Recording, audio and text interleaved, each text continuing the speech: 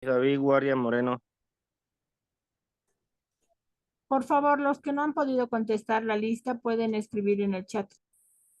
Ya, es que no me nombraron. Ya, ok, escribo mi nombre entonces.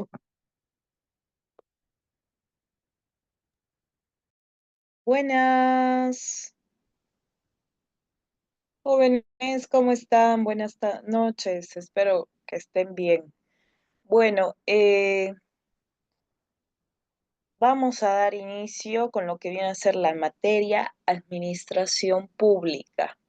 Antes que iniciar, ¿qué entienden ustedes por administración? ¿Han visto administración? ¿Qué es administración? ¿Aló? Bueno, ok, vamos a empezar. La administración es bastante amplio, ¿no? Es una gama bastante amplia, entonces vamos a dar lo que vamos a avanzar en toda la cuestión de hoy y mañana, ¿ya? La administración pública tiene un inicio, un desarrollo, una economía general, impuestos, riquezas, tipos de gobiernos, historia de la administración pública, concepto, procesos administrativos, diferencias de la administración pública y privada. ¿Ya? Va a ser todos ese tipo de conceptos, vamos a ver, vamos a entrar en detalle y bueno, continuamos. La administración pública en la antigüedad. Eh, ¿Quién puede leer? Andrés aquí no está. ¿Aló?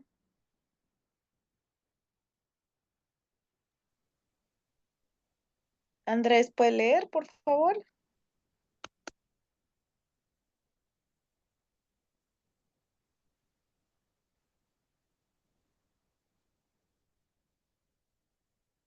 ¿Aló? ¿Lo puedo leer, Lisa? Por favor, Bianca, léalo. A ver, vamos. En la antigüedad se ven las primeras manifestaciones administrativas, cuando dos hombres movían una piedra que ninguna podía hacerlo solo por sí solo. Por ejemplo, para cazar a los mamut se empleaba un esfuerzo en común y coordinado. La unión de las fuerzas hacia un objetivo común fue la base del trabajo cooperativo, que más después se hizo más sistemático conforme a evolución, conforme evolucionaron racionalmente por una necesidad de vida. Así es, ¿ya? A ver, ahí dando hincapié y entrando ya a lo que va a ser estamos viendo el, el inicio de la administración, ¿no? En general y dando pautas de lo que viene a ser una administración pública, ¿no? En general, ¿no? Cómo se ha ido desarrollando. Si ustedes ahí se dan cuenta que netamente el trabajo, obviamente las necesidades eran netamente de sobrevivencia, ¿no? Pero ¿en qué se basaba el trabajo de la administración? Que ahí podemos identificar que netamente venía a ser un trabajo en equipo, un trabajo colectivo, ¿no? Para esta sobrevivencia. Entonces, podemos darnos cuenta que dentro de la administración implica, ¿no? Un trabajo en colectivo. Acá dice similitudes de la administración pública con la actual, dice, ¿no? A través de las cambiantes necesidades de las instituciones se aprendió que la organización del trabajo colectivo, razonable distribución de las tareas, preámbulo de las informaciones, continuación de los medios que permitieran tomar las decisiones adecuadas y el control. Estamos viendo ciertas características, ¿no? Que son fundamentales en la administración. Ojo, yo estoy hablando de una administración en general, ¿ya? Porque la administración Estas características se aplican tanto en una administración pública como una administración privada, ¿ya? Acá quiero seguir entrando un poquito en este punto. Esta teoría ustedes quizá la han debido ver dentro de la administración en general, ¿no? Donde abordaban las teorías de las relaciones humanas que implicaba el análisis de la jerarquía de Maslow, ¿ya? De Abraham Maslow, acá vamos a recordar un poquito. En 1943, Maslow formuló un concepto de jerarquía de sus necesidades que influyen en el comportamiento humano. Se identificaron 5 niveles y cada uno de ellos se activa solamente cuando la necesidad del nivel inmediato inferior está razonablemente satisfecho. ¿Qué quiere decir esto? Que va de un nivel descendente a ascendente, ¿sí? Maslow concibió esa jerarquía por el hecho de que el hombre es una criatura que demuestra sus necesidades en el transcurso de la vida. Y en efecto, ¿no? Por ejemplo, acá estamos viendo, y es razonable, ¿no? Las primeras necesidades fisiológicas, que por ejemplo, que es la respiración, la alimentación, eh, el aseo personal, etcétera, van a ser las primeras necesidades que nosotros vamos a demandar, ¿no? El comer, etcétera, etcétera. ¿Por qué? Porque son necesidades básicas que van en nuestro día a día, ¿no? En la necesidad de seguridad física, de empleo, de recursos, de moral familiar, de salud, de propiedad privada.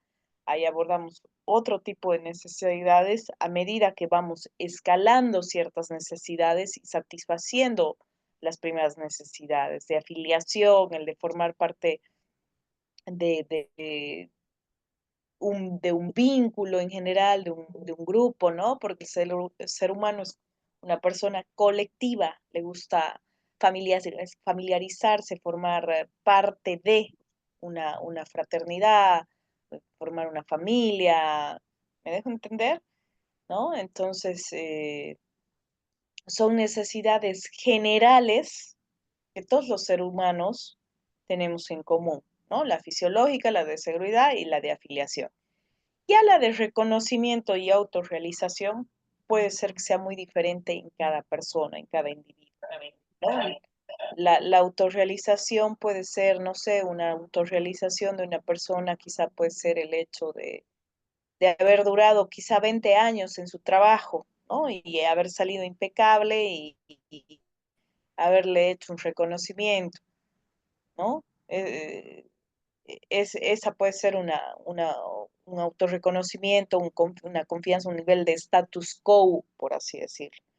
Y la autorrealización va de la mano con el reconocimiento, ¿no? ¿Por qué? Porque una autorrealización al momento de haber tenido ese reconocimiento, de haberse desempeñado, también puede ser un reconocimiento interno, ¿no? En una familia, de ser una excelente madre, haber formado hijos de buena fe, buena voluntad, ¿no? Y esa autorrealización la pueden mostrar, o viceversa, ¿no? También una persona que ha llegado a un puesto muy importante en la vida. ¿Sí? ¿Me dejo entender? Entonces son dos necesidades que pueden variar de las personas, son muy diferentes. Pero en qué se basan nuestras necesidades, las tres que están abajo, que son relevantes, ¿no? Que van a abordar y van a influir netamente, y lo estamos viendo, por ejemplo, ahora en la situación de ahora actualmente que estamos viviendo en nuestro país, que no estamos cubriendo una necesidad de seguridad. Y ojalá que no peligre la necesidad fisiológica, ¿no? Que es la de alimentación. ¿Por qué? Por la falta de combustible y gas, ¿no? De diésel, perdón. Y bueno, gas también no hay, ¿no? Nos están vendiendo garrafas, ha subido. Entonces, son ciertos aspectos que estas necesidades, ¿no? Van en forma macro, en torno de una forma colectiva y de una forma individual. ¿Por qué? Porque si el Estado a mí me permite tener un entorno económico estable, por ende, ¿no? Voy a cubrir estas necesidades.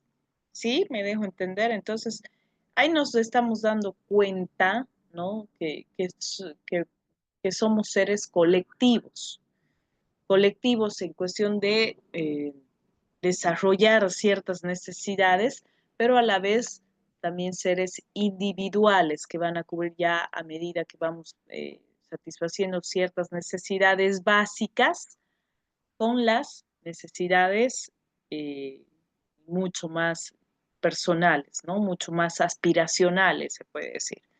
¿Se entiende hasta acá? ¿Jóvenes? ¿Aló? Sí, Lice, se entiende. Perfecto. Bueno, ya sí seguimos, ¿ya? La administración pública en Egipto. ¿Quién quiere leer?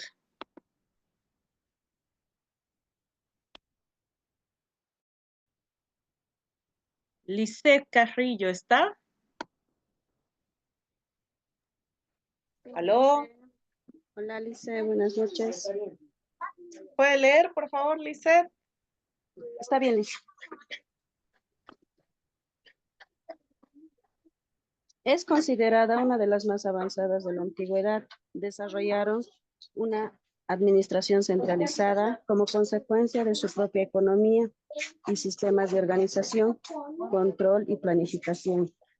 Las pirámides revelan las habilidades administrativas y de organización de que estuvieron dotados los egipcios. Así es. Continuamos, por favor. La siguiente diapositiva. Continúe. Continúe, por favor, Se Lisette. evidencia que existió una administración pública sistemática, aunque no siempre eficiente. Tal hecho se hace visible cuando se compara los avances en este campo logrado por los pueblos vecinos de Egipto en el cercano oriente. Continúe. Los Ptolomeos heredaron a los faraones una organización económica y administrativa bien establecida y se encargaron de mantener tales condiciones de gobierno, administrando el país como casa propia, valiéndose de una burocracia sistematizada y centrada, en la cual el personal casi era esclavos. Acá Por primera continúe. vez, el sistema de Egipto fue, por decirlo, codificado, coordinado y puesto en marcha como una máquina bien construida para un propósito especial, bien definido y entendido. No se toleraba arbitrariedades en los agentes del Estado, a pesar de que todo el sistema estaba basado en la fuerza y la coacción y muy frecuentemente solo en la fuerza bruta. Así es, ¿no? Por ejemplo, acá podemos ver la administración pública. Egipto llegó a ser una de las grandes potencias, ¿no? En la época antigua. Entonces, ahí podemos ver que netamente, ¿no? Era un sistema eh, centralizado, ¿no? Eh, obviamente, un sistema cero tolerancia, cero flexibilidad. Una persona netamente dirigía, ordenaba y controlaba, ¿no? Y era un sistema de esclavitud, por así decirlo. Ojo, también se puede ver, ¿no? Eh, que dentro de una administración en general mostrando cómo se ha desarrollado el aspecto de las pirámides de Egipto, ¿no? Es un claro ejemplo, ahí mismo dice que bueno, o sea, se ha tenido una gestión administrativa en ese entonces, se puede decir, netamente exitosa, ¿sí? Eh, claro, ¿no? Pero ¿a costa de qué? ¿No? De cuánta gente quizá habrá muerto en la construcción, cómo serían las condiciones de vida, ¿no? Si tuviéramos que ahondar mucho más en detalle, quizá ahora en la actualidad es totalmente inhumano, ¿no? Entonces, podemos ver que sí, en efecto, hay sistemas administrativos que son burocráticos, que son centralizados, que al día de hoy, ¿no? Vamos a ir viendo igual países que abordan este tipo de estados, ¿no? De ecuación, fuerza bruta, ¿no? Inflexibilidad al momento de que la gente reclame o tome acciones, ¿no? En este caso, entonces, ahí podemos ver este tipo de situaciones, ¿sí? Entonces, la administración pública en Egipto, ¿no? Cómo se ha ido desarrollando. Ahí nos damos cuenta que al día de hoy podemos seguir sacando características, ¿no? De la administración pública a la actualidad, que hay factores que todavía siguen detonando, ¿no? Tanto negativos como positivos, ¿no? Positivos, la cuestión administrativa que es sistematizada. ¿Qué quiere decir sistematizado? ¿Qué entendemos por sistematizada?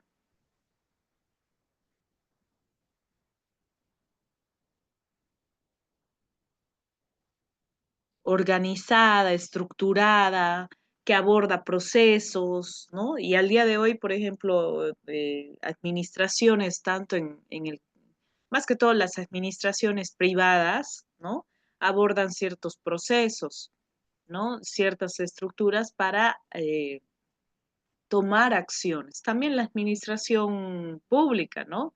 Al momento nosotros cuando requerimos un servicio, por ejemplo, a ver, de, del CEGIP o una afiliación de la caja, es sistematizado, ¿no ve? Tenemos que hacer ciertos procesos para poder afiliarnos, ¿sí? Entonces, todo en la vida tiene su yin y yang, ¿ya? Su lado bueno como su lado malo. La administración pública en China. ¿Quién quiere leer? Ay, ¿qué he hecho? La administración pública en China. ¿Quién puede leer? A ver, hombre, ahora.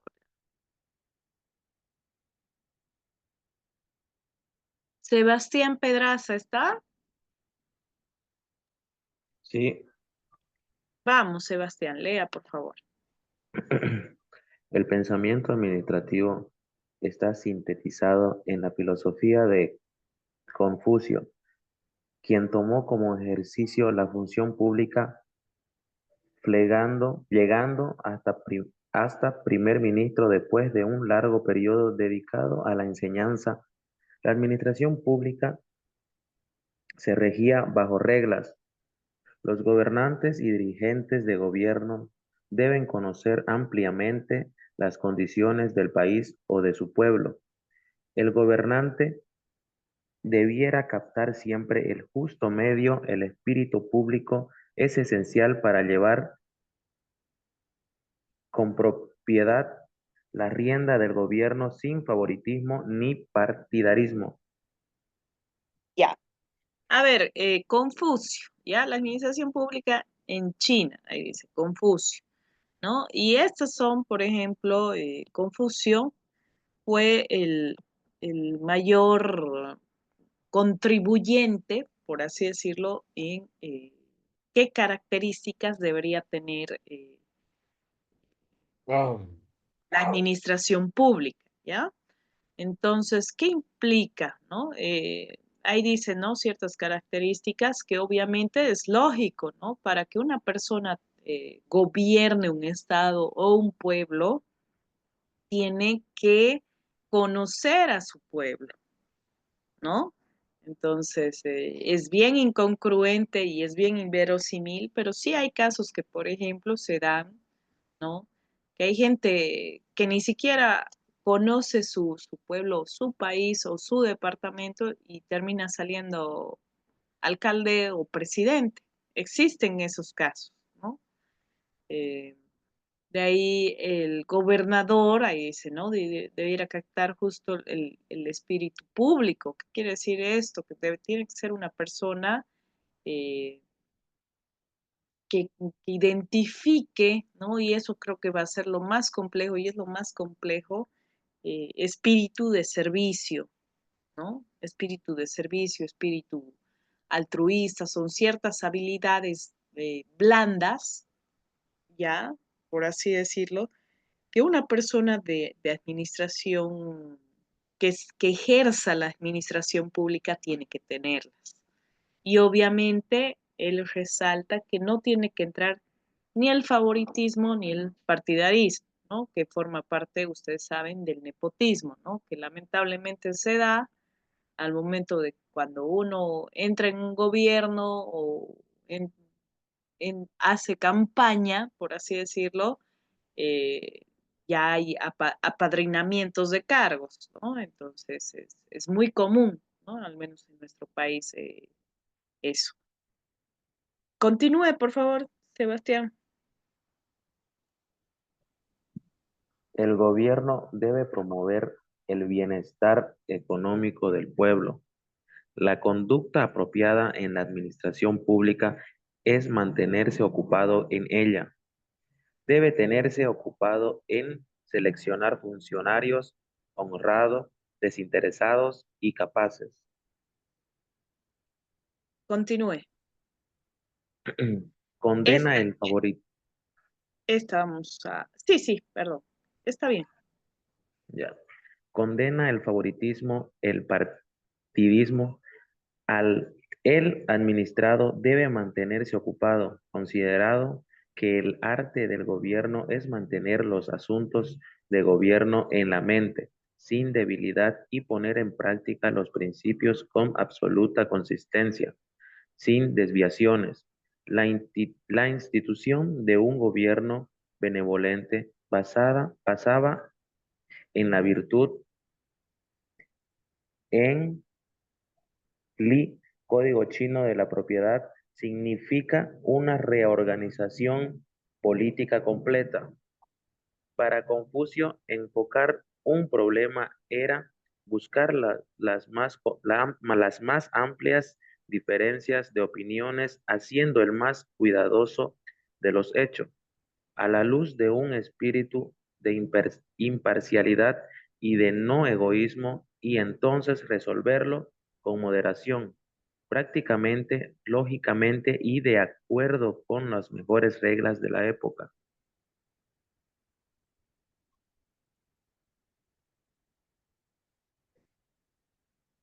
Continúo. Ahí un poquito.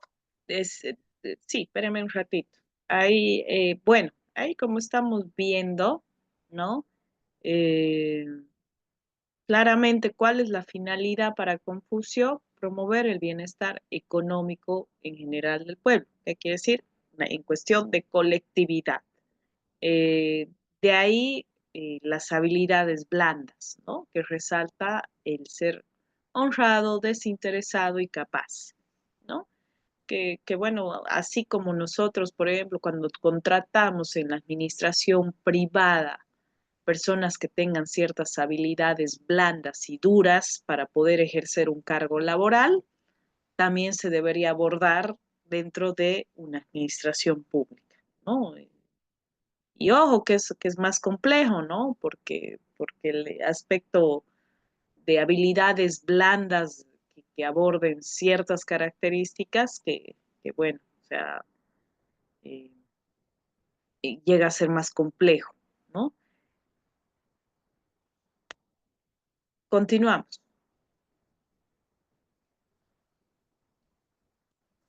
Sebastián, continúe, por favor. El reto planteado por él sigue aún vigente en nuestra época actual. Las funciones públicas aún representan una difícil tarea que solo llega a verse culminada cuando existen los conocimientos y habilidades que la avalan. Los chinos llevaron por varios siglos un sistema de manejar administrativamente sus asuntos internos, un bien desarrollado servicio civil y una apreciación de muchos de los problemas modernos de dirección pública. Ok. ¿Puede seguir leyendo? Por favor, Las, continúe. Las funciones públicas en nuestra época requieren de ser manejadas con la misma delicadeza de antaño. Los errores que se cometen en el manejo del poder público traen consecuencias nefastas para el desarrollo de nuestros pueblos. El nepotismo y otras prácticas indeseables de influencia que constituyen serios obstáculos para nuestro progreso social, económico y educativo. Ya. A ver, ¿qué más podemos decir, no? Sacando acá ciertas características, ¿no? Obviamente, nepotismo, Confucio castigaba, ¿no? El nepotismo es algo, es un no negociable dentro de la administración pública, dentro de sus características. Eh, Tenía que haber, obviamente, ciertas habilidades blandas que sean con actitud altruista, ¿no? Altruista quiere decir una actitud de servicio, de vocación, de poner prioridad al pueblo primeramente, ¿sí? Y que implicaba, ¿no? Dentro de la parte administrativa, ¿no? Lógicamente, manejar, ¿no? Administrativamente los asuntos, un desarrollo de servicio civil, ¿no? Que el servicio civil, por ejemplo, hasta el día de hoy en China, ¿no? Los chinos es el mejor, es netamente obligatorio, ¿no? No existe ahí comprar la libreta militar, tanto hombres y mujeres hacen el servicio civil a la patria, ¿sí? O sea, es una obligación, ¿sí?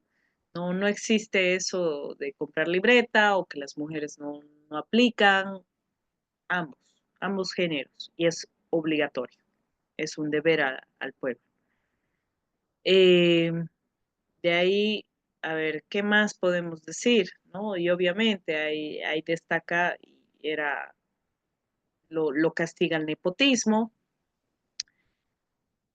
dentro de las características, ¿sí? ¿Qué entendemos por nepotismo? A ver, quizá yo estoy hablando de este concepto y ustedes dirán, dicen, ¿qué significa nepotismo? ¿Qué es nepotismo?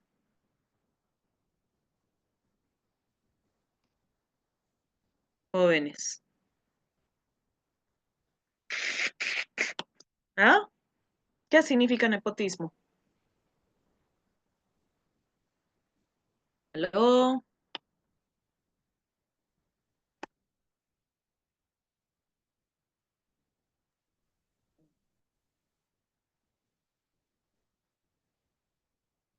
¿Javier quiere hablar? El nepotismo es cuando hacemos contratación de familiares o amigos y no se considera pues sus calificaciones o sus cualidades.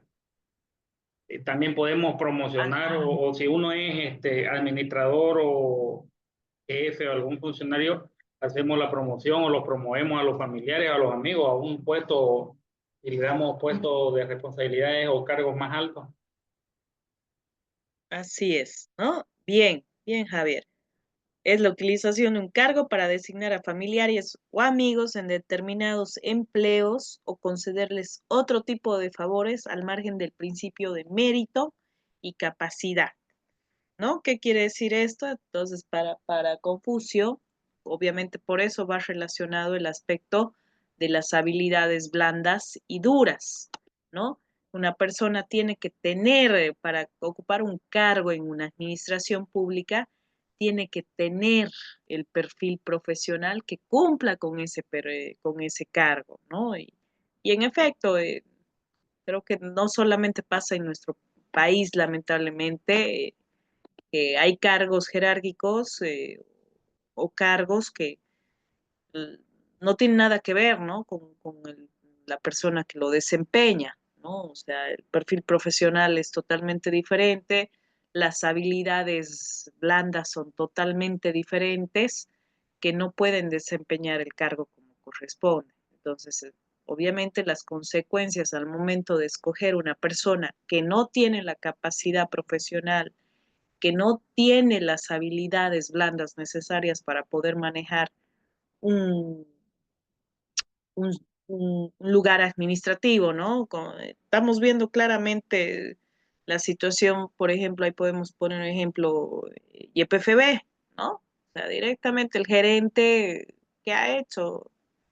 Listo, o sea, no voy a poder cubrir la demanda y punto, o sea, ustedes ven un poco más cómo se las arreglan, ¿no? Ahí podemos ver si realmente, y quizá hacer un análisis, ¿no? Si ese cargo en el que está es a dedo, por así decirlo, o es un cargo que se ha ganado meritoriamente y que, bueno, tiene las habilidades para poder manejarlo. ¿Sí? ¿Me dejo entender? Entonces, son ciertos factores que los vemos nosotros, ¿no? En el día a día. Podemos entrar en N de ejemplos en nuestro país, pero lamentablemente es muy común, es muy criollo que se maneje el nepotismo acá, ¿no? Entonces ahí tenemos una grave falla de una administración pública, ¿no? La gente no entra por mérito o por calificación. Puede ser, existe casos que sí se han dado, yo al menos lo he visto, yo lo he pasado alguna vez, que sí he entrado por calificación, pero creo que de todos los cargos son contados, ¿no? Por así decirlo, lamentablemente. ¿Hasta acá dudas, chicos? ¿Preguntas? ¿Está claro? ¿Se entiende? ¿Aló? Sí, Licen. Ya. Bueno, continuamos. Entramos a la administración pública en Grecia, ¿sí? ¿Quién puede leer, por favor? La mujer ahora, sí. Eh, Melissa Chávez, ¿está? Sí, Licen aquí. Lea, por favor. Bien. La administración pública en Grecia. La historia de Grecia nos ha legado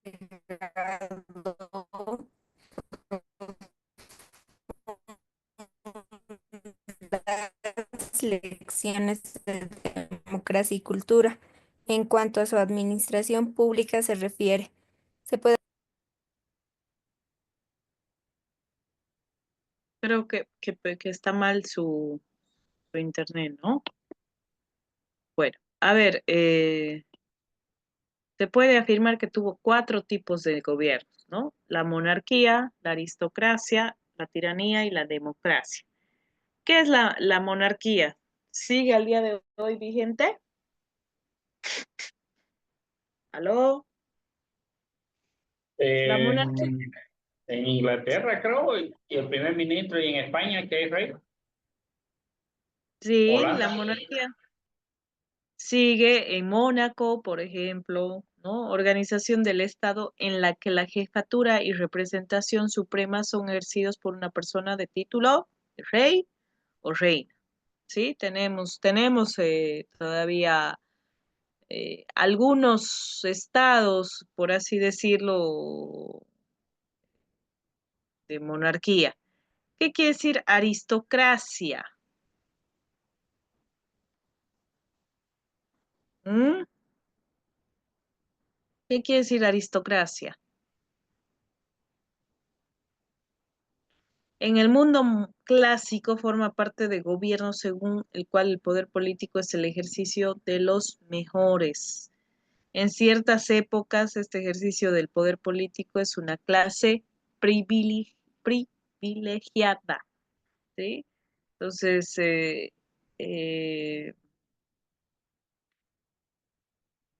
son gobiernos aristócratas, ¿no? Siempre hemos escuchado algunas veces esos conceptos acá en nuestro país, ¿no? De aristócratas, que se decía, ¿sí? Aristocracia. Tiranía, ¿qué quiere decir? Gobierno tirano. ¿Qué entendemos por gobierno tirano? Abuso, imposición en grado extraordinario de cualquier poder, fuerza o superioridad. ¿Sí? Esa es tiranía.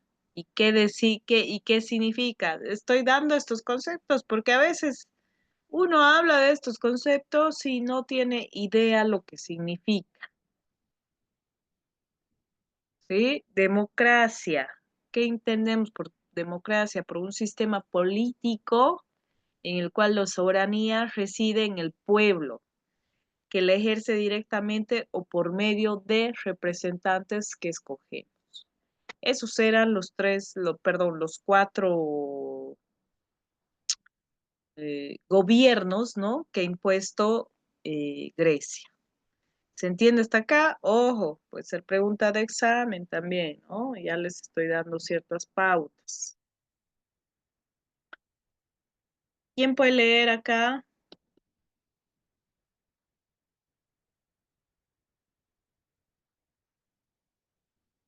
Bianca, ¿está? Bianca Vanegas. Dicen, Vamos, lea, por favor.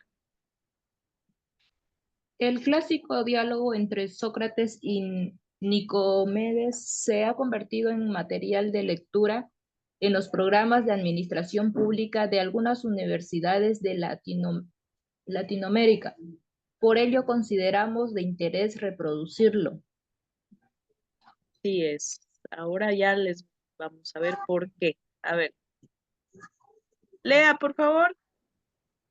Un día Sócrates vio a Nicomedes saliendo de la asamblea para la elección de magistrados y le preguntó, ¿quiénes fueron escogidos por ser generales, Nicomedes? No me escogieron a mí, que estoy fatigado por los servicios que he prestado desde la primera vez que me eligieron como capitán y centurión, y que he sido herido muchas veces, herido por el enemigo. Se abrió la capa y mostró las cicatrices de las heridas, y en cambio han elegido a Antístenes, que nunca ha cargado armas pesadas, ni ha formado con la infantería, ni ha hecho nada notable en la caballería, y lo único que sabe hacer es dinero. Continuamos. Sin embargo, ¿no crees que es bueno saber eso?, dijo Sócrates, puesto que así sería capaz de conseguir todo lo necesario para proveer a la tropa.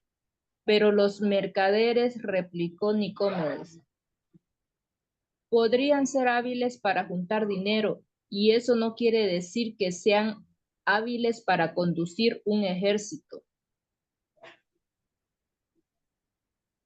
Continúe. Antístenes, continuó Sócrates, es muy susceptible a la competencia y eso es una cualidad muy importante en los generales.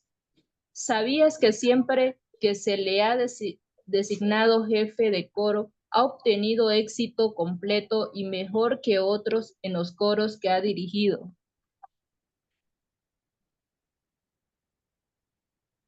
Replicó Continúe. Nicomedes, no hay nada comparable entre dirigir un coro y un ejército. Sin embargo, dijo Sócrates, aunque Antístenes ni es músico ni es hábil para enseñar a un coro, siempre ha sido capaz de encontrar a los mejores maestros en esas actividades. Entonces exclamó Nicomedes, en el ejército también hay que encontrar a otros que formen sus tropas y otros que peleen en su lugar. Dijo Sócrates, si se encuentra y selecciona los mejores hombres para el ejército, como lo hizo para los coros, probablemente tendrá mejor éxito que otros a este respecto.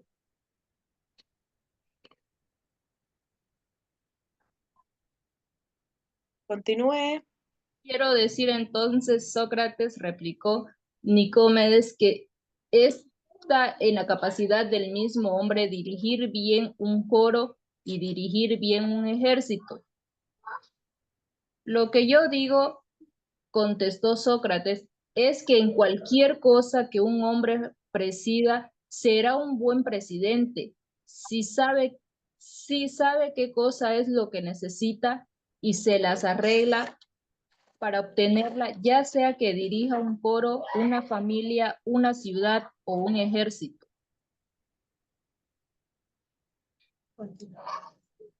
Del diálogo se deduce colocar al hombre adecuado en cada puesto, tanto uno como el otro. Deberán castigar al malo y premiar al bueno. Ambos harán bien ganándose la buena voluntad de sus inferiores. Ambos serán capaces de mantener lo que tienen en su propia tarea. Los dos deberán ser diestros y diligentes. La administración de intereses privados y públicos emplean en los mismos hombres y principios y los emplean en cualquier área en que se pueda ver en la empresa.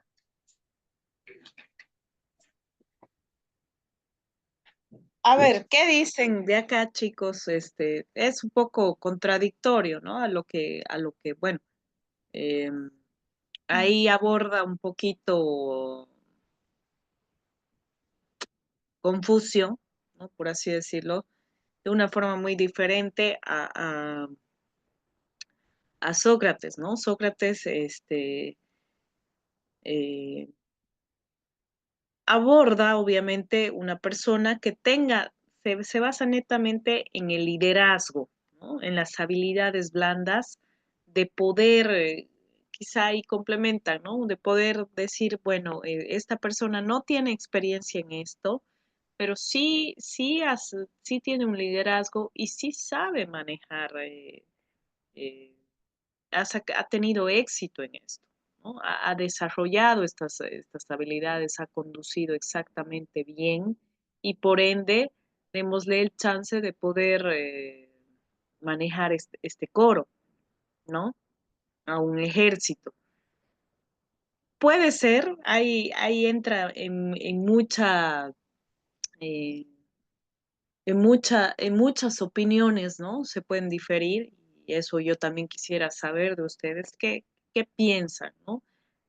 Sí conformo parte, yo al menos sí puedo formar parte de Confucio, que obviamente una persona tiene que calificar en un cargo por sus habilidades y por mérito, pero a la vez también, al momento ahí, nosotros que ahora vamos a entrar a elecciones, quizás un poco complejo, ¿no?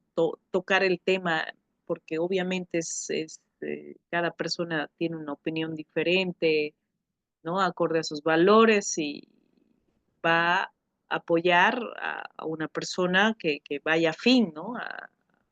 A sus valores. Pero en este caso, quizá tuviéramos que abordar de una forma mucho más objetiva, ¿no? Por así decirlo, al momento de votar por alguien, porque este diálogo también nos muestra de decir, bueno, ok, hay personas que siempre han estado en la política toda la vida y no han funcionado, ¿no? Pueden, como decir, son dinosaurios que siguen año tras año y no hemos tenido ningún resultado, no hemos tenido ningún efecto, ¿no? Y hay que dar chance a nuevas propuestas de personas que quizá no tengan la experiencia, ¿no? En el sentido político, pero sí han sabido manejar quizá una empresa privada o han sabido desarrollar y han fomentado, generado fuentes de empleo, ¿no? Entonces, obviamente, ¿en qué se da una afinidad un poco lo de diálogo de Sócrates con Confucio? De que sí, la, la persona que ejerza un cargo público tiene que tener las habilidades, más que todo blandas, ¿no?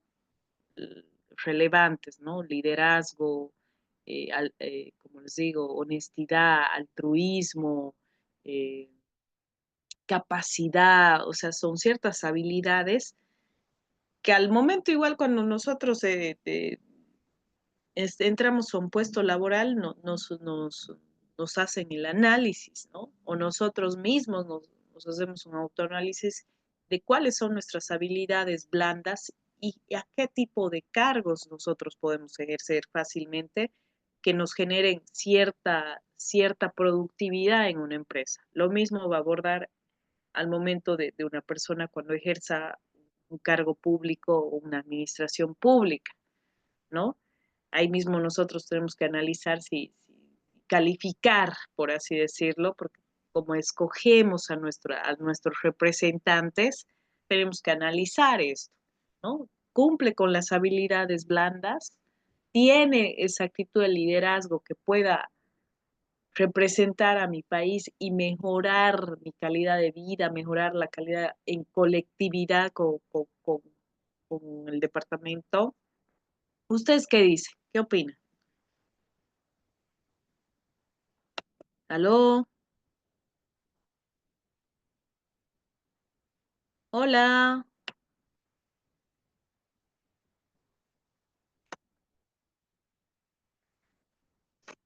¿Qué opinan? A ver, voy a Teóricamente preguntar. sería lo correcto hacer ese tipo de evaluación, ¿no? Sí, sí, ¿qué más? Lógicamente, ¿no? Ahora que, por ejemplo, vamos a entrar en elecciones, ¿no? Sería bueno aplicar estos conceptos, estos puntos que estamos viendo, ¿no? En general, para analizar en general todas las candidaturas, todas las propuestas, ¿no? Ahora sí votemos a conciencia, ¿sí? A conciencia, creo que es elemental ahora. ¿Qué opinan en general, chicos? ¿Qué más?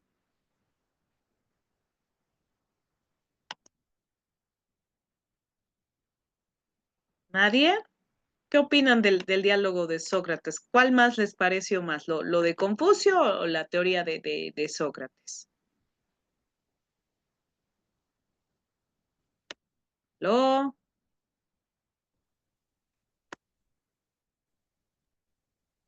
Son, ambas teorías son realmente buenas, pues, ¿no? Y conociendo ambas teorías, no podemos obviar ninguna, porque considero que son importantes, entonces habría que evaluar la característica del individuo en ambos criterios. Bien, bien. Sí, sí, tal cual. Bueno, Dicen, sí, dicen, sí, y sí, tampoco se le puede negar, digamos, la oportunidad a una persona de que pueda liderar o administrar una empresa o una nación, departamento, digamos, si no es economista, si no tiene la carrera o la profesión de administración o tiene otra, lo puede hacer bien también. tal cual, tal cual. Sí, sí, sí, obviamente, ¿no? Obviamente, a ver, ya abordamos jóvenes, ¿no? Yo creo que todos estarán de acuerdo. Una persona al momento es triste, ¿no? En nuestra situación, en nuestro país, por ejemplo, hay gente que está en un cargo público y hay gente que ni siquiera sabe manejar una computadora. Hay gente que ni siquiera sabe leer ni escribir. Entonces, tampoco así, ¿no? Sí tiene que, hay por eso mismo les digo, tiene que haber una persona, y ahí concuerdo con Javier, ¿no? No necesariamente tiene que ser un economista, puede ser un ingeniero, no sé, un ingeniero civil que quizá ha ejercido, eh, pero sí una persona letrada y estudiada, ¿no? Yo al menos creo que una persona que tenga que haya ido al colegio, haya estudiado, se haya preparado, siempre va a tener más ventaja, ¿no? Que una persona que no. Al menos hemos tenido, no sé, ¿no? En ese entonces, bueno, eh, a mí no me tocaba votar, pero hubo mucha gente que sí votó por la primera vez que salió Evo Morales, ¿no? De presidente. Y bueno, sí, la gente entiendo que se quería un cambio, pero no logro entender cómo nosotros no hemos tenido una conciencia de poder haber votado por una persona que ni siquiera ha ido al colegio, ni siquiera ha estudiado, me dejo entender, y nosotros invirtiendo en una educación, tratando de salir profesionales, haciendo ese esfuerzo, cuando damos el poder a una tercera persona de que no lo ha hecho, ¿no? Entonces, a ese nivel de conciencia, yo creo que ustedes, creo que es necesario a veces abordar estos puntos, obviamente fuera yo sé que los temas políticos son muy complejos al hablarlo, pero para mí yo lo veo necesario. Y eso no quiere decir que sea masista, antimacista, nada que ver, pero sí quiero hacerles ver que una persona cuando tiene un conocimiento, cuando se le da ese mérito de ser una persona preparada, obviamente abordando tanto en habilidades blandas y duras, puede ejercer muy bien un país, ¿no? Puede abordar muy bien, ¿no? Porque hay también presidentes que han estudiado, que han sido letrados, pero también han sido dictadores, ¿no? Entonces, es bueno siempre analizar aspectos en habilidades blandas y duras, ¿sí? Ok, vamos a continuar. La administración pública en Roma. ¿Quién puede leer? ¿Quién ha leído? A ver, ahora un hombre. ¿Quién puede ser?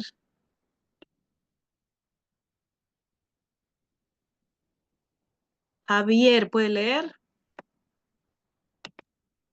Buenas noches. Hemos recibido una herencia administrativa romana que ha ejercido influencia en la administración moderna. Hoy en día, como la época del Imperio Romano, los conceptos centrales de la administración pública siguen conservando su significado original, como las de oficio y ministerio, comisión y comité y administración, las cuales han preservado la esencia, no solo de su sentido etimológico, sino el uso de funcional que se le daba en Roma imperial. Ya. Está bien, está bien. Ahí, por ejemplo, podemos ver, jóvenes, el aspecto de qué, ¿ya? El aspecto en el sentido de que la administración ya llega a fusionarse, ya dentro de un enfoque más administrativo. Ahí continuamos. Acá sigue una diapositiva. Continúe, por favor, Javier, hasta que termine. Estatutos de Carlomagno instituye principios de administración tales como la delegación de funciones y autoridades en los mayordomos, como capacidad para administrar la explotación de los predios feudales. Esta delegación implica facultad para contratar y supervisar personal de confianza. La administración pública es semejante al esquema de organización de la administración privada, puesto que el señor feudal detesta sobre la tierra un dominio de contenido patrimonial, cuyos aspectos jurídicos podrían variar en determinado momento. El titular de ese dominio ejercía poderes civiles y militares, normativos y ejecutivos, cuya gestión de administración tiene la característica de una organización privada. Ya. Acá podemos, gracias, Javier. Acá podemos decir esta administración, Roma, ustedes saben, el Imperio Romano ha sido una potencia dentro de la época en la antigüedad, ¿no? ¿Por qué? Porque obviamente, en efecto, su administración era netamente eficiente. ¿Qué pasa acá? ¿No? Se empieza a mezclar la administración pública con la administración privada, ¿no? Porque en este caso, ahí podemos ver que a la vez era una administración descentralizada, ¿no? Obviamente había una persona que lideraba, ¿no? El imperio, pero delegaba, ¿no? Había ciertos ministerios y comisiones administrativas que fusionaban la administración privada. ¿Qué quiere decir esto? Que la administración pública iba fusionada, era un mix, ¿sí? Por así decirlo, con la administración privada. Ambas funcionaban de la mano, iban de la mano, se complementaban, por así decirlo. Entonces, podemos decir que el éxito también de Roma, para que haya sido una potencia en esa época, el Imperio Romano, es que habían conformado esta alianza, ¿no? De decir, bueno, fomentemos el aspecto privado, que la gente genere, sea autosuficiente en sus recursos, pero a la vez nosotros vamos a fusionar con esta administración, vamos a delegar comisiones, comitivas y ministerios para que se deleguen ciertas funciones, ¿no? Entonces, al día de hoy sí se aplica, ¿no? Podemos ver, por ejemplo, en aspectos que la administración en algunos países, las administraciones son mucho más descentralizadas, ¿no? Entonces, hay inclusive estados que llegan a ser federales, que en efecto generan una mayor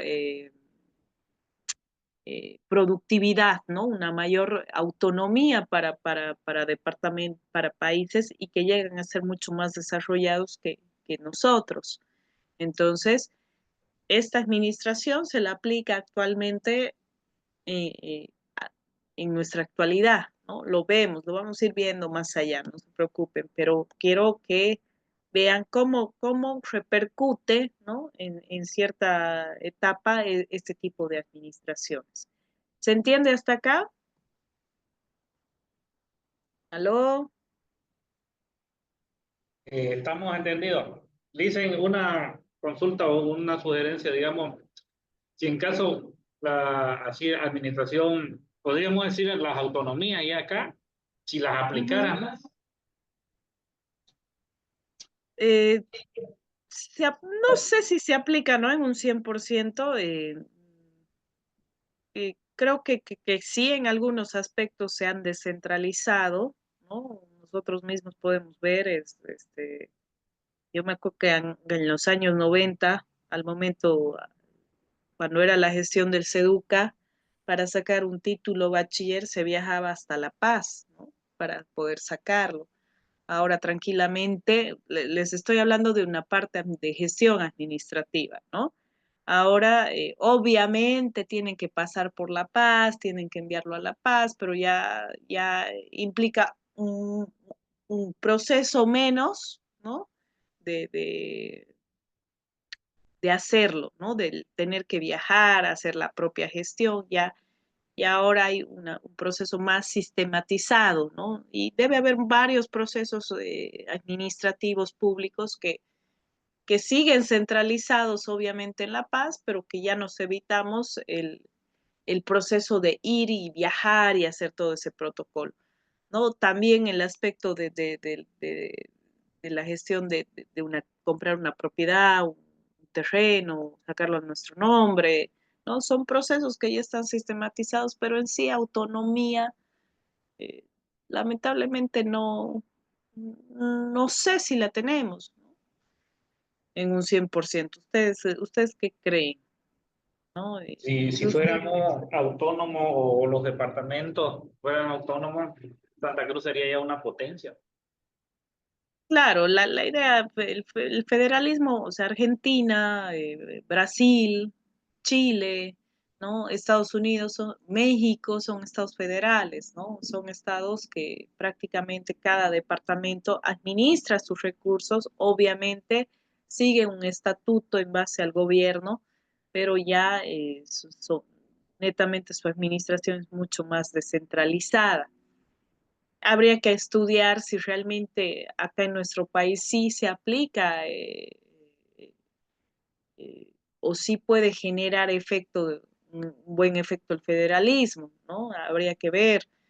No se olviden que lamentablemente la administración de la gestión de Johnny Fernández no está siendo muy eficiente, o sea, puede ser un doble filo, ¿no? Obviamente, ¿a quién no le gustaría que cada departamento sea autónomo y bien, digamos, ¿no? Ahorita conviene a todos, ¿no? A cualquier departamento. ¿Por qué? Porque tenemos turismo, tenemos minerales, o sea, tenemos todo, pero lamentablemente depende mucho de las autoridades, ¿no? Depende mucho por ahí, no sabemos cómo se pueda manejar, ¿no? Cada autoridad. Imagínense, darle tanto poder, a veces no sé qué tan bueno sea, ¿no? Otros países sí han funcionado porque sí, las leyes las respetan y se rigen bajo las leyes, ¿no? Entonces, habría que ver. Otro país que, por ejemplo, está creciendo mucho y que sí está aplicando el federalismo, en efecto, es El Salvador, ¿no? Ukelele lo ha aplicado. Entonces,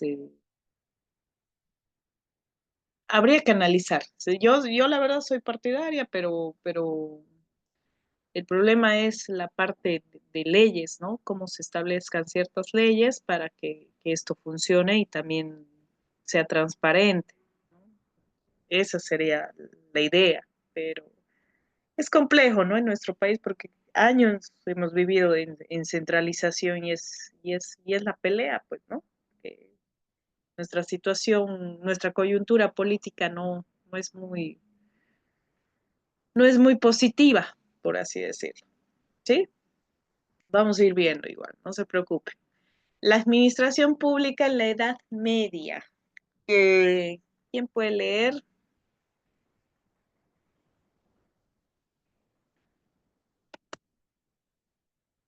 A ver, ¿quién puede leer? Nicole, ¿está? Sí, dice, Vamos, lea. se caracteriza por las formas descentralizadas de gobierno, racionalización administrativa y dirección, los dominios reales, las provincias eclesiásticas y las jurisprudencias feudales tuvieron que ser manejados de alguna manera por el terrateniente o el rey. Hay pocos datos sobre los sistemas administrativos que tuvieron los pequeños estados feudales y luego monárquicos. Ya. Acá podemos ver y cómo era la estructura social y económica en la época feudal. En este caso, ya acá detona lo más importante, ¿no? Porque en base a esto se detonan la ruptura de la coyuntura de estados monárquicos, de estados que eran aristocráticos, ¿no? Y se rompe, ¿no? ¿Por qué? Porque obviamente ahí podemos ver, ¿no? El rey, los privilegiados, los no privilegiados. Así era la estructura a nivel general, ¿no? En todos los países.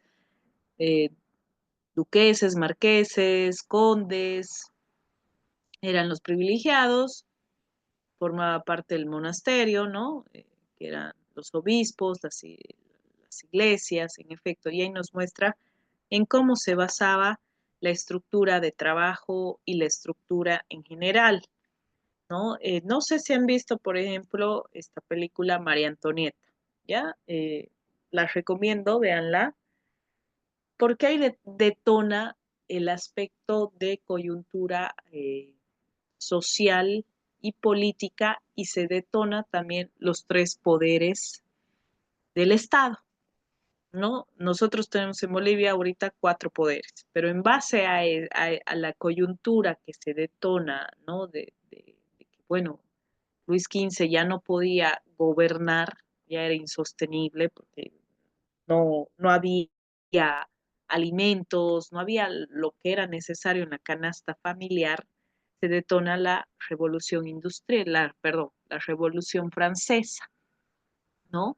Que en base a la revolución francesa se rompe esta estructura social, se rompe esta coyuntura política donde obviamente se pagaba el diezmo, se pagaba impuestos y obviamente los reyes, los nobles y el clero vivían en base al pueblo, a los campesinos y burgueses.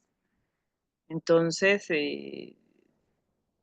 esto detona, ¿no? a que la gente haga esta revolución, la Revolución Francesa, y surjan los 3 poderes del Estado, donde obviamente ya ustedes conocen que cada poder ya llega a ser más equitativo y democrático, ¿no?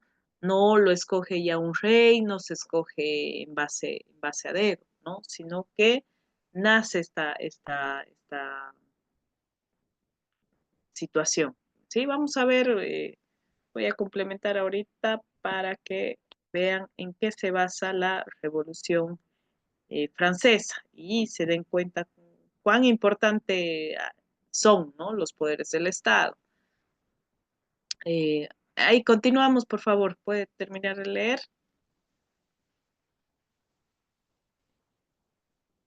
La edad medieval constituye la experiencia más significativa de la historia del gobierno descentralizado y representa el periodo que va desde la caída del Imperio Romano hasta el surgimiento de las formas de gobierno moderno. Durante este periodo histórico de la Edad Media tuvo un resonante florecimiento y consolidación de la Iglesia Católica, representando su organización un interesante estudio para el campo de las ciencias administrativas, principalmente desde los puntos de vista de jerarquización y centralización. Ya. A ver, les pregunto, ¿quieren un break de 5 minutos, un descanso de 5 minutos y volvemos, o quieren estar de continuar? ¿Aló? ¿Jóvenes? Sí. Sí, está bien. De 5 a 10 minutos está bien. Ya, perfecto. Volvemos a las 8:20, por favor. Muchas gracias, ingeniera. Por favor, la recomendación.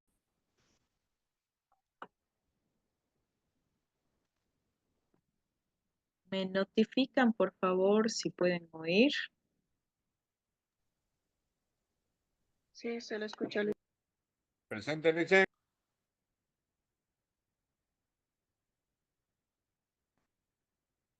Me van a notificar si se escucha, ¿ya? La Revolución Francesa fue el cambio político-social. ¿Se escucha? Perfecto. Fuerte y claro. Sí, se escucha.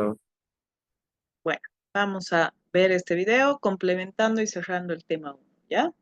Más importante que se produjo en Europa a finales del siglo XVIII. Fue un periodo violento en el que se derrocó el antiguo régimen, para acabar instaurándose un nuevo régimen donde la burguesía, apoyada en ocasiones por las masas populares, se convirtió en la fuerza política dominante. Veamos los detonantes que iniciaron esta revolución. Siglo XVIII. Nos hallamos en Francia. La corriente de pensamiento vigente es el pensamiento ilustrado. Las ideas de gente como Voltaire, Rousseau, Montesquieu han hecho mella en la sociedad. Sostenían que el conocimiento humano podía combatir la ignorancia, la superstición y la tiranía para construir un mundo mejor. Este tipo de pensamiento se expandió a través de reuniones realizadas en casas de gente adinerada, en las que participaban intelectuales y se hablaba de filosofía, política y literatura. Se leía la Enciclopedia, una iniciativa de Diderot y d'Alembert que contó en sus sucesivas publicaciones con numerosos colaboradores que escribieron miles de artículos para dejar plasmado el pensamiento ilustrado. La Enciclopedia contribuyó al descrédito del sistema. Una sociedad culta que piensa por sí misma era la mejor manera de asegurar el fin del antiguo régimen. Los principios basados en la razón, la igualdad y la libertad estaban presentes en la mentalidad de los franceses. No solo de los franceses, las ideas ilustradas se habían extendido por Europa y sus colonias. Al otro lado del océano, la Ilustración había servido de impulso para que un 4 de julio de 1776 las 13 colonias norteamericanas consiguieran su independencia. Francia se hallaba bajo el dominio de una monarquía absolutista. Reinaba por entonces Luis XVI, que estaba casado con María Antonieta. El poder del rey y de la nobleza eran la base de este régimen. El Estado se encontraba en una situación económica bastante precaria. Los gastos militares y las malas cosechas crearon una gravísima situación social. El pueblo pasaba hambre, mientras el lujo y el despilfarro del rey y la nobleza continuaban como si nada, endeudando más las arcas del Estado. La mentalidad ilustrada más el descontento social provocaron el caldo de cultivo perfecto para que estallara la revolución. Pero antes vamos a ver cómo estaba dividida la sociedad francesa. La sociedad estaba compuesta por 3 sectores sociales llamados estados. El primer estado era la Iglesia, no pagaba impuestos. Recibía de los campesinos el diezmo. es decir, la 10ª parte del producto de sus cosechas. Solo la Iglesia podía legalizar casamientos, nacimientos y defunciones, y la educación estaba en sus manos. El segundo estado lo componía la nobleza, dueños de las tierras. La nobleza tampoco pagaba impuestos.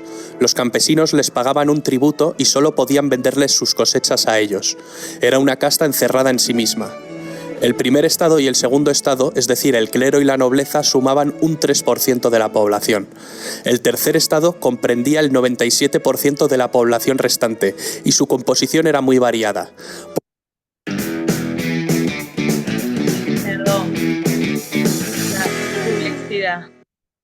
Por un lado estaba la burguesía, formada por los ricos comerciantes y banqueros, los profesionales liberales, médicos, abogados, también por artesanos y pequeños comerciantes. Por otra parte existían campesinos libres, pequeños propietarios, arrendatarios y jornaleros. El tercer estado carecía de poder y decisión política, pero pagaba todos los impuestos, hacía los peores trabajos y no tenía ningún derecho. La burguesía necesitaba tener acceso al poder y manejar un estado centralizado que protegiera e impulsara sus actividades económicas, tal como venía ocurriendo en Inglaterra. Pero volvamos a París. Cuando la precariedad provocó revueltas, la gente fue a quejarse a Versalles del hambre que pasaba. Entonces corrió el rumor de que la reina, muy altanera, pronunció la frase: «Pues que coman pasteles». Algo así trascendió y resultó bastante provocador.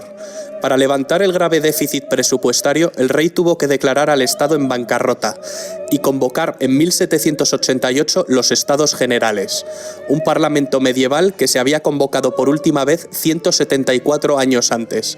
Una asamblea donde los diputados de la nobleza, del clero y del pueblo se reúnen. Estuvieron presentes unos 1.200 diputados. La mitad representaba a los dos primeros estados y la otra mitad representaba al tercer estado, que había conseguido duplicar su representación. La sesión inaugural fue presidida por el rey Luis XVI. La nobleza y el clero reclamaban el voto por estamento, que les aseguraba la mayoría sin necesidad de lograr un consenso. El tercer estado pedía el voto por cabeza, que permitía más igualdad en la votación. Ante la negativa de los dos primeros estados y el consecuente bloqueo de toda votación, el tercer estado invitó a que diputados sueltos de la nobleza y del clero se unieran a ellos. 2 nobles y 149 miembros del clero lo hicieron. Ante este acto revolucionario, el rey Luis XVI mandó cerrar la sala y prohibió su entrada a los representantes del tercer estado. Los diputados del tercer estado entonces deciden constituirse en una nueva asamblea y ser los verdaderos representantes del pueblo de Francia. Encontraron otro lugar de reunión, la sala del juego de pelota de Versalles. Esta asamblea tomó el nombre de Asamblea Nacional, prometiendo permanecer unidos hasta dar una constitución a Francia. El rey intentó la disolución de la asamblea. El diputado Mirabeau entonces pronunció la célebre frase: «Estamos aquí por la voluntad del pueblo y solo saldremos por la fuerza de las bayonetas». El 14 de julio, el pueblo de París respaldó en las calles a sus representantes y ante el temor de que las tropas reales los detuvieran, asaltaron la fortaleza de la Bastilla, símbolo del absolutismo monárquico, pero también punto estratégico del plan de represión de Luis XVI, pues sus cañones apuntaban a los barrios obreros. Tras 4 horas de combate, los insurgentes tomaron la prisión. Retornando al ayuntamiento, la multitud acusó al gobernador de la prisión de traición. Le apuñalaron y recibió un balazo que lo mató. Su cabeza fue cortada y exhibida en la ciudad clavada en una pica, naciendo desde entonces la costumbre de pasear en una pica las cabezas de los decapitados, algo que se volvió muy común durante la Revolución. La toma de la Bastilla dio a los radicales y al pueblo de París mucha confianza en sí mismos, lo que tuvo su expresión en la prensa. Jean-Paul Marat, un médico que fundó un periódico de enorme éxito, se convirtió en la voz de la revolución y en una especie de líder del proletariado con su continua hostigación a los ricos. El rey acabó cediendo e invitó a la nobleza y al clero a que se unieran a la nueva Asamblea Nacional. La Asamblea adoptó el nombre de Asamblea Constituyente. Entre las labores que llevaría a cabo la Asamblea Constituyente destacan la aprobación de la Declaración de los Derechos del Hombre y del Ciudadano, la supresión del feudalismo, la apropiación de los bienes de la Iglesia, la constitución civil del clero, la libertad de prensa y, por supuesto, la redacción de una constitución. En esta asamblea se sentaban a la derecha los que defendían una monarquía parlamentaria. A la izquierda, partidarios de una república, se sentaban los que representaban los intereses de las clases medias y populares. Así nace la definición ideológica del concepto entre ser de derechas o de izquierdas. A finales del mes de septiembre de 1789, en París circulaba el rumor de que el rey estaba formando sus tropas, y los periodistas, con Marat a la cabeza, azuzaron a la gente con el fin de que reaccionase. La gente marchó a Versalles, acampó, organizó revueltas a las afueras de Palacio e incluso un grupo de mujeres entró en Palacio y decapitó a miembros de la Guardia Real. Después exigieron al rey que trasladara su residencia de Versalles a París, y así lo hizo. Una gran multitud desfiló a París y el rey tuvo que alojarse en el Palacio de las Tullerías. Era una manera de tenerle más controlado y poder someterlo a la voluntad popular. La Asamblea Constituyente, que trasladó también su Cámara a París, consigue aprobar la Constitución en 1791. Francia funcionaría como una monarquía constitucional. La Constitución establece que la soberanía reside en la nación y ya no en el rey. Al rey no le queda otra que aceptar la Constitución. Con su poder enormemente debilitado, el rey empieza a pergeñar un plan para recuperar su poder.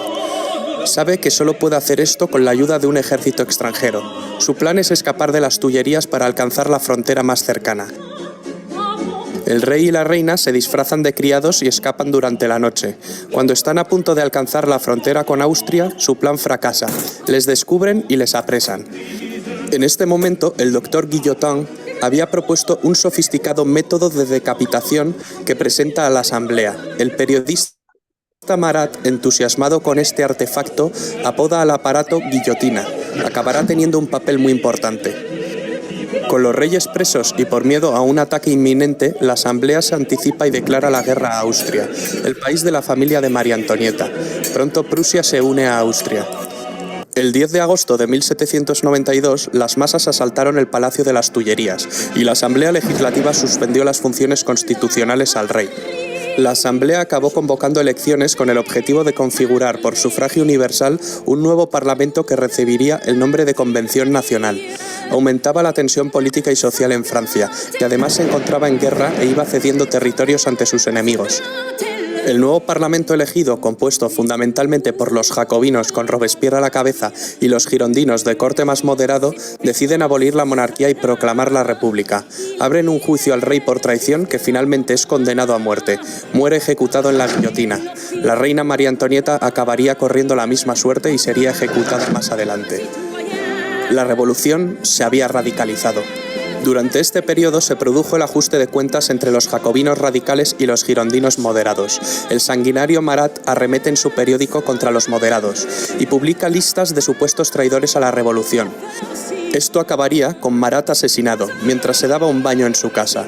La consecuencia, Marat se convirtió en un mártir, en una leyenda de los radicales. La Convención Nacional redactó una nueva constitución.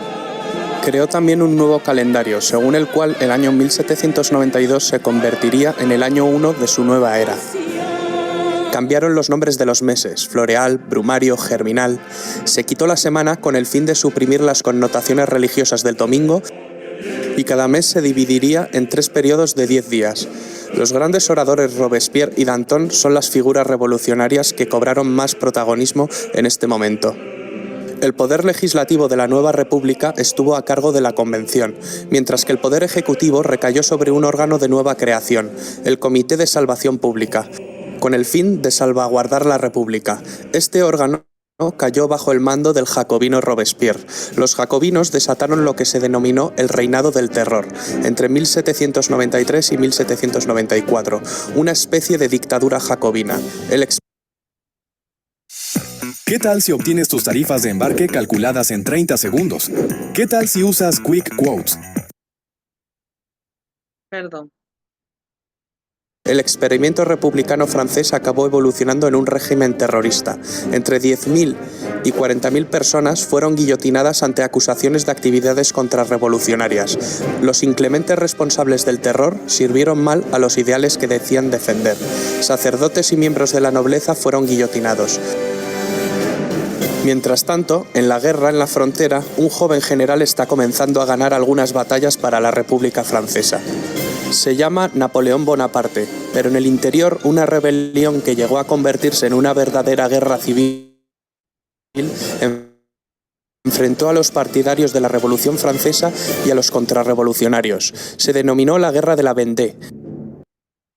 Una colectiva hizo que los propios líderes revolucionarios corrieran la misma suerte al ser acusados y condenados por celos de sus rivales o por aspirar a una dictadura personal. Robespierre propone más terror como un camino hacia la virtud. Danton, sin embargo, cree que es el momento de acabar con el terror. Consecuencia, guillotinan a Danton. Aumenta el número de ejecuciones, lo que se conoce como el Gran Terror. La locura de Robespierre solo podía acabar de una manera, con su cabeza cortada en la guillotina. Con la caída de Robespierre acabó el terror, pero no la revolución. Finalmente, en un intento de moderación, en 1795 se promulgó la nueva Constitución del año 3, que había elaborado y aprobado la Convención durante los meses anteriores. Se trataba de una constitución muy diferente a la de 1793 y en esencia volvía a los principios de la Constitución monárquica de 1791. Las dos novedades principales que presentaba era que el poder legislativo estaba compuesto por 2 cámaras, siguiendo el modelo británico, y que el ejecutivo estaba integrado por 5 personas, que formarían el directorio, el nombre con el que acabaría conociéndose al nuevo régimen republicano. El directorio es una fase entre 1795 y 1799 de carácter más moderado. Este periodo está caracterizado por la disensión entre los directores y una grave crisis económica. Napoleón Bonaparte, retornado de su campaña en Egipto, encontró la motivación para dar en 1799 un golpe de Estado, el del 18 de Brumario. Se hizo proclamar primer cónsul de la República. Comienza la fase política del consulado. En esta etapa consiguió restablecer el orden interno con gran apoyo del pueblo francés. La economía volvería a crecer. En 1804 vuelve a dar otro golpe de timón mediante un plebiscito y Napoleón se proclama emperador. Para muchos historiadores aquí acabó la revolución, pero el grito de la revolución aún pervive hoy en día en todas partes. Libertad, igualdad y fraternidad. Estas palabras cambiaron la historia de Occidente para siempre. ¿Qué opinan? ¿Aló? ¿Jóvenes? Interesante la historia, Alison. Sí, por ende detona, ¿no? O sea, ¿cuáles han sido las revoluciones más fuertes a nivel mundial, ¿no? Por así decirlo, ha sido la Revolución Francesa y la Revolución Americana, ¿no? Que han detonado y han repercutido ya en nuestros países, ¿no? Ese ha sido el punto. Cerrando con todo el proceso de la historia administrativa, ¿no? Del general y que podemos detonar la administración pública, ¿ya? Bueno, entramos al tema 2, la administración pública en la edad moderna. ¿Quién puede leer? Cecilia Sánchez está. Sí, Licen. Lea, por favor. Ya.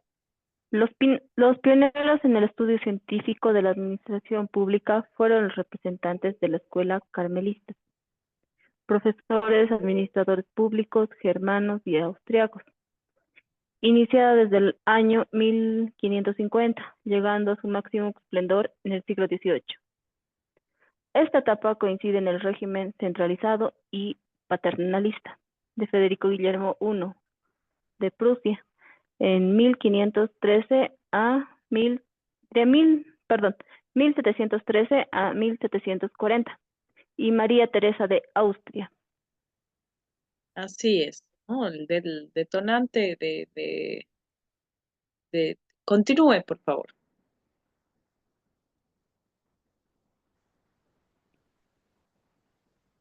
El Cecilia. carmelismo era una El carmelismo era una tecnología administrativa sobre aspectos de administración financiera y agrícola. El propósito administrativo es obtener los medios para asegurar lo que se ha logrado y usar razonablemente esos bienes poseídos. La administración interna del Estado es de mayor importancia exclusiva para aquellas personas privadas públicas. La Revolución Francesa de 1789 influyó poderosamente en Francia y en toda Europa, para propiciar profundas transformaciones en el ordenamiento jurídico que delimitó las funciones y atribuciones de los servidores públicos y de los derechos particulares en sus relaciones en la administración pública. Ya. Ahí podemos ver, ojo, ¿no? Cómo van haciendo, cómo se va desarrollando la administración pública, ¿no? O sea, nace una escuela cameralista, ¿no? Donde hay profesores, administradores públicos germanos y austriacos que inician esta línea, ¿no? Esta tendencia de administración en los años 50 y obviamente detona más ya cuando, como les digo, da el hincapié en la Revolución Francesa, ¿no? Donde ya nacen los aspectos, los tres poderes que al día de hoy los tenemos vigentes. En Bolivia tenemos 4 y bueno, se detona, ¿no? Ahí hay un cuadrito, ¿no? Esto ya ustedes lo pueden ver. La administración pública, cómo se desarrolla en Bolivia. Quizá lo vamos a ver después, pero ahorita quiero avanzar. Dicen una preguntita. Sí, Como todas las clases han sido grabadas y se ponen en la plataforma, ¿esta también va a ser así? sí, me están grabando. ¿La grabación hasta cuándo estaría? No sabría decirle, lo voy a consultar. La coordinadora le va a notificar. Sí, yo asumo que todo el tiempo necesario, ¿no? Para que ustedes puedan ver dentro de la materia. Bueno, a ver, esto vamos a seguir avanzando, ¿ya? A ver, ahí un poquito ya detonamos a lo que viene a ser la administración, ¿no? La administración, jóvenes, es bastante amplia. Hay varias teorías. Este cuadrito yo lo pongo acá para que ustedes lo puedan ver, ¿ya? Tenemos la teoría de la administración científica porque, a ver, por ende, si nace la Revolución Francesa, que también implica un impacto social político, también aborda la revolución industrial, que por ende aborda un cambio económico y de estructuras en las empresas, ¿ya? Y detona estas teorías, ¿no? Detona la teoría científica, la teoría clásica, la teoría humanista, ¿no? Que acorde a estas teorías nacen estas teorías, ¿ya? Yo con las 3 teorías que siempre he trabajado en la administración son estas 3, ¿no? Que al día de hoy siguen vigentes, se aplican tanto en la parte práctica administrativa. La teoría científica, ¿no? Que es representada por Frederick Taylor, da perspectiva en el énfasis de las tareas, organización exclusivamente formal, concebía al hombre como un homo economicus, que quiere decir formaba parte de las máquinas, ¿no? Porque acorde a esta revolución industrial, perdón, donde ya las empresas generan ya productividad en economías de escalas, ¿no?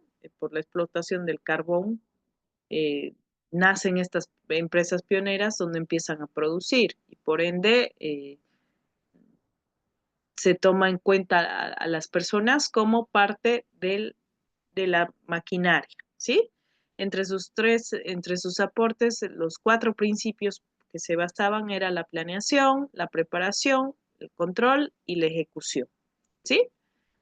Teoría científica.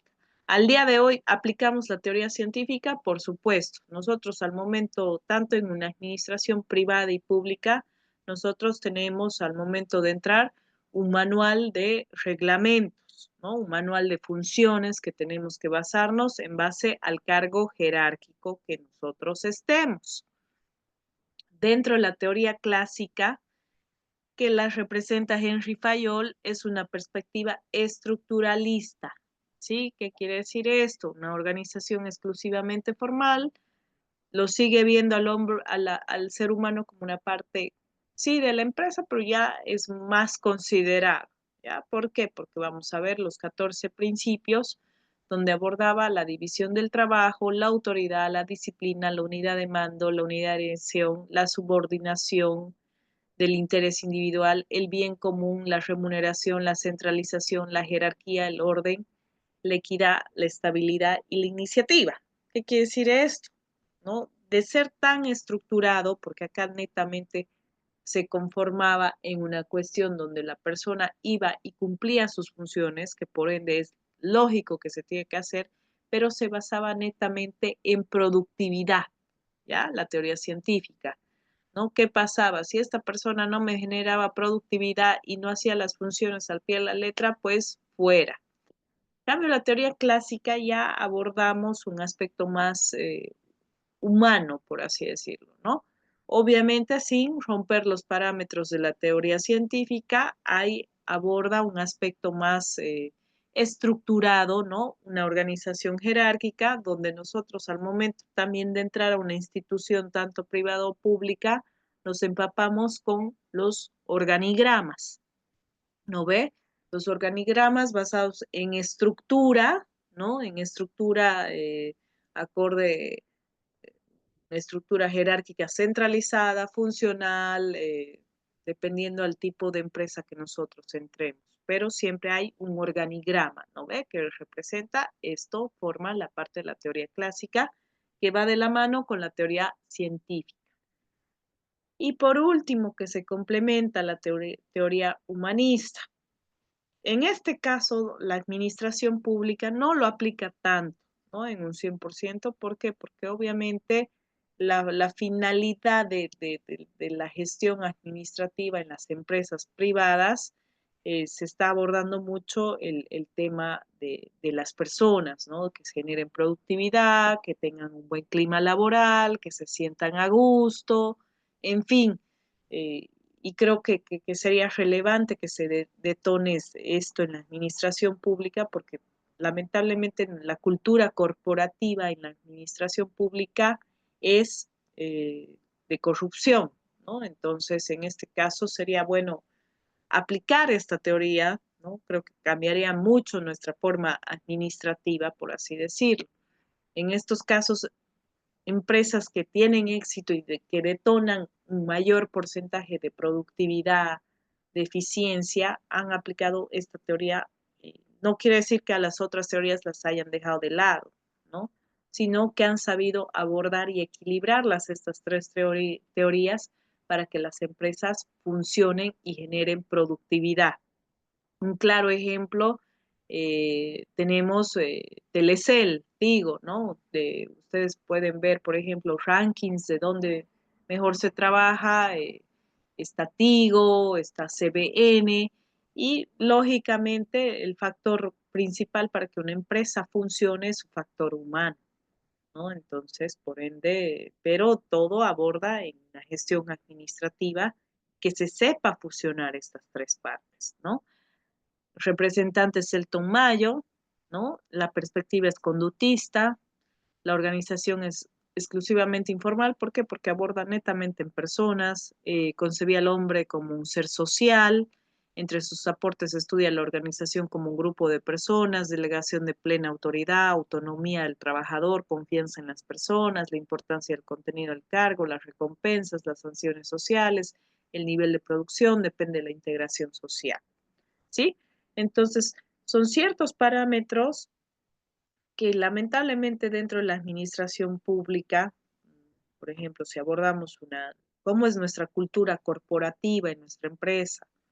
Ustedes, por ejemplo, cuando entran a su empresa, ¿qué tipo de cultura tienen? ¿Qué tipo de cultura laboral? ¿Hay trabajo en equipo? ¿Hay solidaridad, compañerismo? Por ejemplo, en los bancos, ¿no? La cultura corporativa es cero tolerancia, cero a negocios ilícitos, ¿no? Inclusive hay un departamento de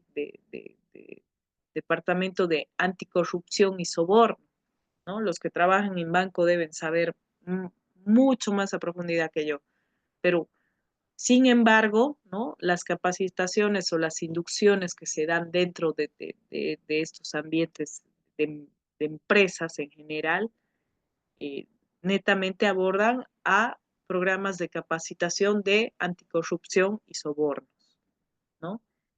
Aunque no crean fomentar y desarrollar este tipo de inducciones, de capacitaciones, a las personas les cambia el chip, ¿no? Por así decirlo, les cambia la mentalidad, o quizá no lleguen un 100% a todos, pero sí ya saben que es tolerancia cero al momento de corrupción, de algún momento, de alguna situación que no vaya acorde a los valores o a la estructura de la empresa, está fuera una persona, ¿no?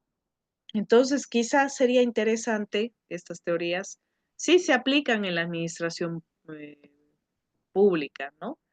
Pero no en un 100%, ¿no? Quizá la teoría que la aplican más es la jerárquica, ¿no? Cuando hay mucha burocracia, cuando se aplica en un 100% esta teoría, llega a ser muy burocrática, muy ineficiente, ¿no? Porque hay mucha división de la estructura de su organigrama administrativo. ¿Se entiende hasta acá? ¿Se está entendiendo? Quizá me estoy mencionando un poco, pero quiero que se entienda, que sea claro lo que les estoy diciendo. Jóvenes, ¿estamos claros? ¿Se entiende? ¿Aló? Y les dan Ok, vamos a Bien. continuar. Bueno, a ver, ya para entrar en otro aspecto de qué es la administración, ¿no? Ahí abordamos la administración en general, ¿no? Que llega a ser una ciencia, una técnica y un arte, ¿no? La ciencia, ¿por qué? Porque es comprobada a través de teorías científicas y en efecto son teorías que detonan la administración, que forman parte de tanto de una administración pública como privada. Una técnica, ¿no? Porque a través de diferentes métodos podemos alcanzar objetivos. En efecto, llega a ser una técnica que se aplica, y un arte, ¿no? Capacidad y habilidad que se tiene para realizar, para ejercerla, que implica liderazgo, habilidades blandas, proactividad, espíritu de equipo, ¿no? Un montón de factores que una persona tiene al momento de ejercer la parte administrativa, ¿sí? Los procesos administrativos, ¿no? ¿Cómo son los procesos administrativos? ¿Qué abordan los procesos administrativos? ¿No? Tenemos dos fases, la fase mecánica y la fase dinámica, ¿no? Este tipo de administración aborda tanto en una administración privada como pública. El proceso administrativo no cambia, ¿no? Lo que es planear, organizar, dirigir y controlar, ¿no? Dentro de la planeación tenemos misión, visión, objetivos, valores, estrategias, programas, presupuestos, políticas y procedimientos. Organización, departamentalización, división del trabajo, descripción de puestos, dirección, integración de recursos, toma de decisiones, supervisión, motivación, comunicación y liderazgo. Control, fijar estándares, medición, corrección y retroalimentación. ¿Sí? Esos son los conceptos que se manejan dentro del proceso administrativo. ¿Se entiende hasta acá? ¿Está claro? ¿Aló? Sí, Bueno.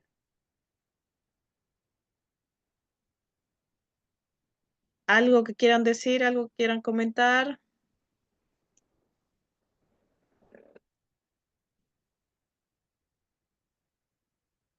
Jóvenes.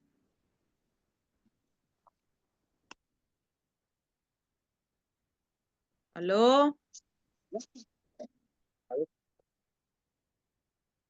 Bueno, vamos a avanzar estas dos diapositivas más y los dejo. Ya vamos a entrar al tema 3 que es el Estado y la administración pública, ¿ya?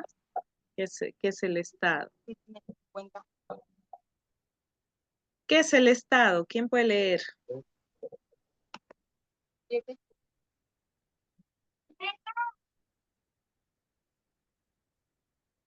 Paola Andrea Panoso, ¿puede leer? ¿Qué es el Estado? ¿Aló? Nicole Barrios, ¿puede leer, por favor?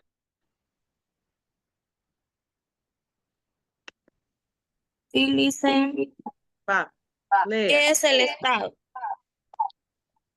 Es una forma de organización social, económica, política, soberana y administrativa formada por un conjunto de instituciones. Según el abogado Homero Ulises, el Estado es una organización política y política compuesta por población, territorio y gobierno. Según Simón Bolívar, el término Estado pertenece al plano jurídico-político. Es la organización legal o personalidad jurídica de la nación. Ya, gracias. ¿Y qué es el Estado plurinacional? ¿Puede continuar? Es un modelo de organización política para la descolonización de nuestras naciones y pueblos, reafirmando, recuperando y fortaleciendo nuestra autonomía territorial para alcanzar la vida plena para vivir bien. Así es.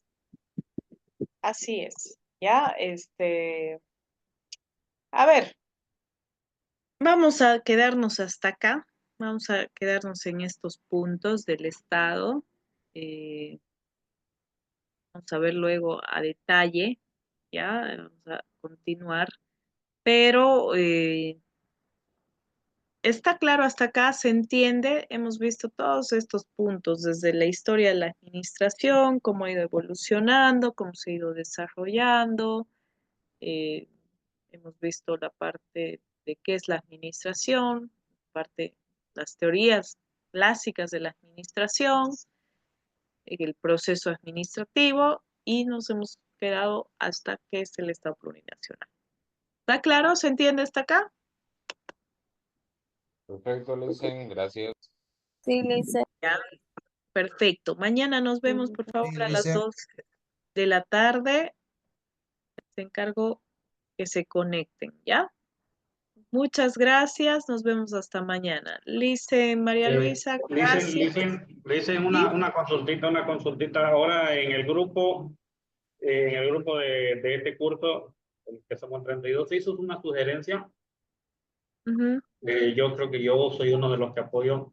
El compañero Ronnie fue el que hizo la sugerencia. Si se podría, la mayoría de los participantes, mañana es sábado, todavía es día laboral y salimos a las 3 de la tarde. Y hasta salir del trabajo, ir a su casa, y se podría empezar a las 4. Sí, no hay problema. Yo no tengo problema. Sí, Licen, por favor. De acuerdo, y se unifica ahora. Ya, no hay problema. De mi parte no hay problema. Y ¿Ya? así no nos perjudiquemos todos, porque tenemos que colaborar entre compañeros, pues también. ¿Qué dicen los demás? Apoyo al compañero. Apoyo. Y está bien hasta ahora.